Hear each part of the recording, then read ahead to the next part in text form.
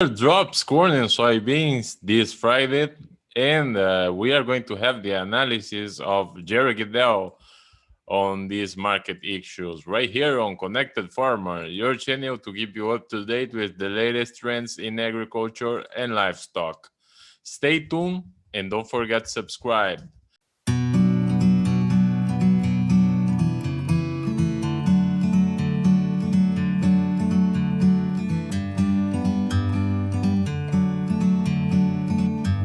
Hello, Jerry. So, people are thinking that the rains are going to come.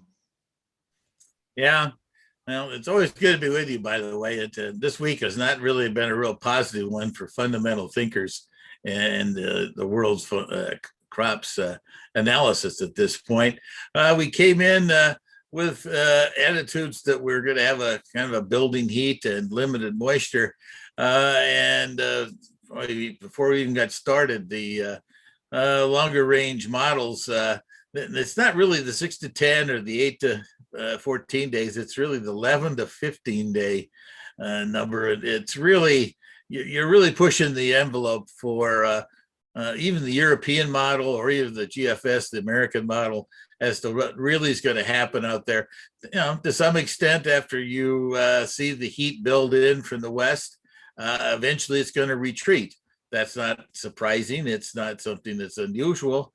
But the key thing is that the market seemed to grab a hold of that concept as well. There's the rains will come, and so the short-term impact of the weather will not have it won't be that big a deal. We'll all worry about how big the crop is going to be. You know, it's kind of a two-bladed sword here in the U.S.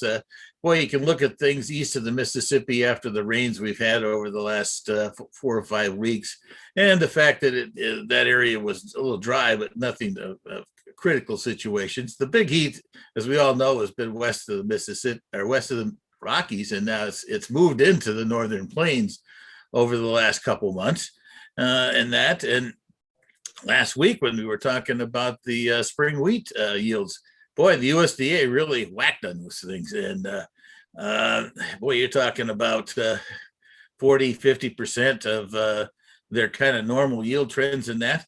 Boy, if you put that into the corn and soybeans, you're talking about, let's just say the best we've ever done in South Dakota, today, a 160 yield. Okay, we calve that in half, 80 bushels. That's really having a tough crop out there. North Dakota, you know, I think their best is maybe 145, 150. Okay, you say 75. Then you look at this whole thing and say, wow, that should have an impact. And then the one thing I think a lot of people have lost in this last couple months here is they're all geared up to suspect that we're going to have a big jump in acreages, and the acreages here in the U.S., you know, they went up 1.4, 1.5 million. Interestingly enough, in both the spring estimates and also this recent one here, it's only, I guess it's now 3 weeks old, and that is talking about the northern plains, really in corn situation. We're talking about 3.5 to 4 million of this year's increase in corn acreages is there. So I just said a 1.4 to 1.5 U.S. total, but we've got a 3.5 to 4 million up in the Dakotas. Where did those other acres disappear in the other parts? Wow, Iowa, Illinois, Indiana, not so much. A little bit in Wisconsin, Nebraska. That's interesting. We're taking the big yields of these I-states and other major producers, and we're trading them in for yields that are a lot less to begin with. Then you have less yields on those additional acres. So, wow, the people want to think that we're on track for a 178 to 180 kind of yield.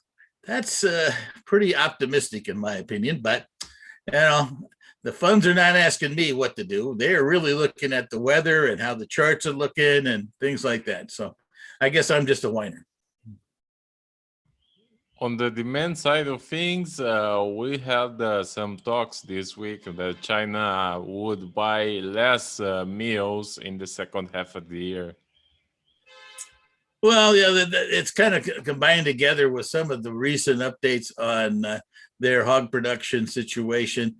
We've had some reports about the African swine fever impacting their hog prices in the short term, which ultimately means that they probably move some of those hogs that might have been in certain situations infected, and that not so much that it hurts the meat. It's just the fact that you need to really kind of move those hogs along, and so that depressed the prices. And so in sessions, there's a little bit less optimism about how many hogs will be out there in the last half of this year. And then also the other thing is kind of swung in here over the last 3 or 4 months has been the pretty aggressive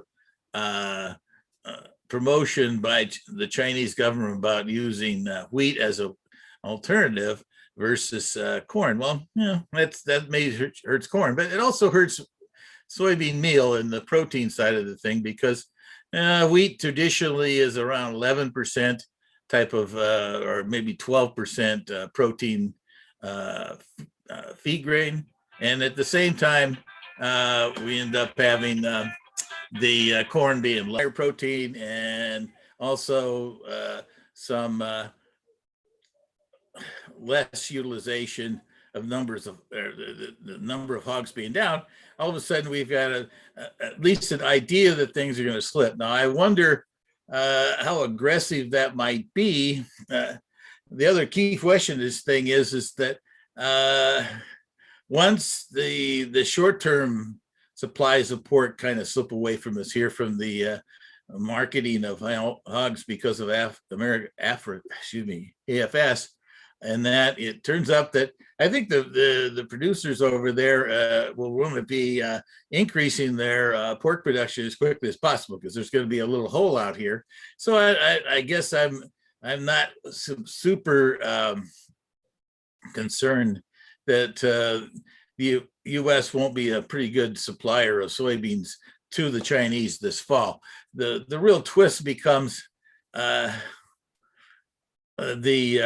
impact of another thing that's happened this week, or it's really started last week, but its impact was this week. A hefty, amazing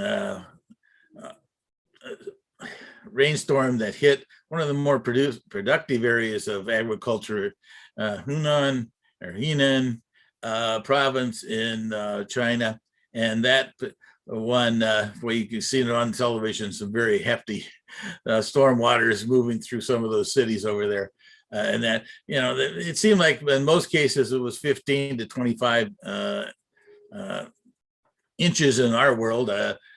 As you adjust this to millimeters, it really gets some outrageous numbers. And I've even saw some places feeling like they might have got up as much as 40 inches. That kind of moisture this time of year doesn't do any corn crop, soybean crop, rice crop, any crop you want to say any good. Illinois is a good example. 2 or 3 weeks ago, we had some 10 to 12 inch rains in a very short bit of time, and we created a whole bunch of black dirt ponds out there. It basically the corn and soybeans really just drowned out because of the amount of moisture we had. So, that's another feature in here that is a part of it. And so that's one fundamental that's out there that's kind of interesting as to when do the Chinese think that they might want to look at the corn market again. I think they will, particularly because of what's going on in South America. Yes, and another thing that is going on in South America is that there is a shortage of corn. The corn that was first aimed to export and to supply the domestic market, now at least 1.5 million metric tons was admitted by the trading companies that would be diverted into the domestic market instead of being exported. Yes, That's really the repercussions of really, what is it, 10 days, 2 weeks ago, we had a freeze down there. And now there was another shot of very cold weather up in the Paranon province of, which is the one just south of around San Paulo. Actually, it might be a little bit straight west. Anyway, and also I heard actually as the week has progressed here, that it actually might have even pushed further north up towards Goyas and up southern Mato Grosso del Sol. In between there, by the way, if you're not familiar with the world of South American agriculture, you better buy your coffee now. That coffee got dinged up pretty good. So I encourage people of this that this is a time to take advantage of those coffee specials you might have now, because things are going to get tight this winter and spring on the coffee world, because guaranteed that's not something that the coffee likes is freezing temperatures. Your sugar would increase as well. That's true. I forgot about the sugar. Anything in the beverage world there that you might need, you better take advantage of those kind of values, because if you think about it too, the sugarcane scenario, here we are right back to the ethanol world in the corn side of the world. So it's interesting. The weather has not been kind to Brazil this year, and Argentina, they can't get a drink out of the Paranon River because it's right up in Brazil. And I've heard issues about that thing having problems and giving things out.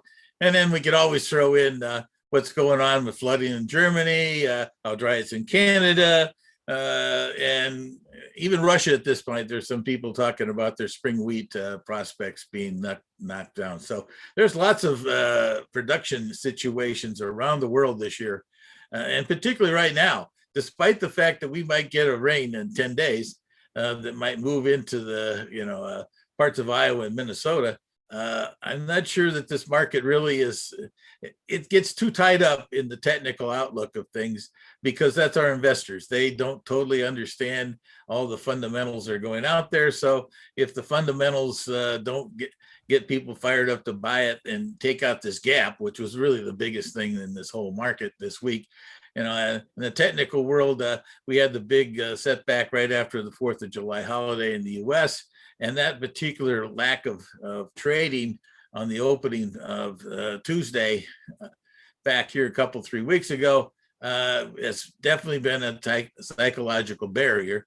We've moved up into it a couple times. We've kind of tantalized with it, but with not enough push and emotion about demand being out there, because right now there seems to be a lot of people wait and see, and is this damage in the US going to be that bad, or when is Brazil and the trade going to totally realize the size of this crop in South America? You pointed out the fact that they've had washouts, and instead of taking that corn north to fulfill their export needs, they've had to ship it south. And then the quality of the corn that's out there after a couple freezes and that's not going to be great feed corn for any animals. So you've got a situation in Brazil that's on the corn side of things that has got pretty messed up. So that's a feature that I think this market hasn't totally grasped at this point. But until we can get the mindset of our investors out there to be a little more cognizant of what all these forces that are impacting us here, from the Northern Plains, the Canadian prairies, and the corn and wheat situations and soybeans. And then we all know that China and Russia are not going to really tell us the first story of what's going on. That's going to be more of a realizing situation over in both those countries. But, I think there's issues out there that could continue to tighten up the world stocks. And eventually that means that even what size of crop we have this year, if it's a 15 billion crop or a 14.5 billion crop, that 500 million is going to be a big swing. If we have a 14.5 crop, and I don't know that that's impossible. I did a little figure in here this week as to, I put in some yields pretty close to record yields in the Eastern Corn Belt, record yields in the Southeast, Southwest just a little under their top yields over the last 5 to 7 years. And I took North and South Dakota down. And wow, I had a hard time staying at 175 bushel yield for the US. And I'll guarantee, I don't think that the funds would be that aggressive about selling things if they thought that that's where the yield was at this point. Now, guaranteed, I'm not the greatest soothsayer of finding out what there really is on the fields. But that's one thing that I'm planning on doing. After a meeting next week, I'm going to be out on Saturday to look around Central Illinois, and I'll have a lot more understanding of what's going on the U.S. Corn crop in the heart of Central Illinois. In general, that area is always one of those areas that has some really good yields and all that kind of stuff. You say, why go there? Well, it's close to me, and at the same time, I've got a good feel as to if we're going to have a great crop, we need a great crop there. If we don't have a great crop there, then we're probably not going to have a great crop all over the country. And so it is still a bellwether along the way. And I guess the big question will be, what impacted the dry weather in June and the excessive moisture in July really turn out to impact the corn crop. Now, I wish I could tell you that I could have the greatest eye on what's going on with the soybean crop. That is not an issue that you can do. You just can't go out there. Even if you can be there in the middle of September and you say, God, I think I know what this bean crop's going to be. It's a tough one to gauge how the size of the pods, how many seeds are in them, how many, that type of thing. You can look at them green. You can look at how tall they are. You can look at all kinds of things on soybeans, and you get a general idea. Until it gets a lot closer to harvest time, will you be able to gauge that? But you can do a very good job of estimating corn, because you can go out there, measure the number of kernels you have on the ear, how many ears are there, and of course, how many rows around that ear is how you come up with a projected yield. And it's so much easier and so much better, I should say, actually go out in the field and make that judgment and look at those numbers and that versus driving by. Sometimes you don't know what's going on inside by how green it is or how tall it is in corn. There's a lot of issues out there at that point.